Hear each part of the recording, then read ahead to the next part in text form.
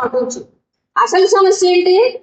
అంతర్జాతీయ మహిళా దినోత్సవ సందర్భంగా శుభాకాంక్షలతో పాటు ఈ దేశ సామాన్య మహిళలకి ఒక చక్కటి బహుమతిని మన కేంద్ర ప్రభుత్వం ఇచ్చింది. అదేమిటి?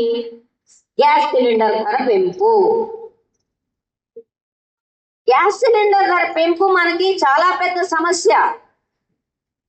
గ్యాస్ సిలిండర్ అయిపోగానే అంతకుముందు అడగని మగుడు అప్పుడే అయిపోయిందా అంటాడు. అదేదో గ్యాస్ సిలిండర్ మనం కూర్చొని తాగుతున్నట్టే.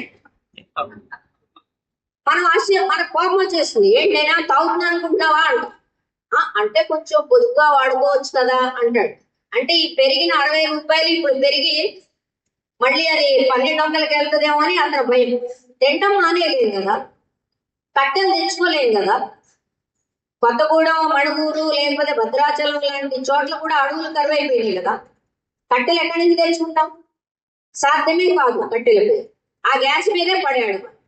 గ్యాస్ ఎందుకు పెరిగావే అంటే ఏం చెప్తున్నారు ఇప్పుడు?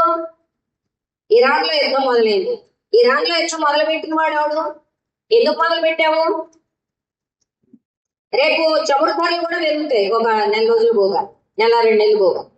ఎందుకు గ్యాస్ ధరలు పెరిగాయి? ఎందుకు చమురు ధరలు పెరిగాయి? చమురు ధర పెరగడం అంటే, డీజిల్ పెట్రోల్ పెరగడం అంటే ప్రతి వస్తువు మీద రేట్లు పెరగడం.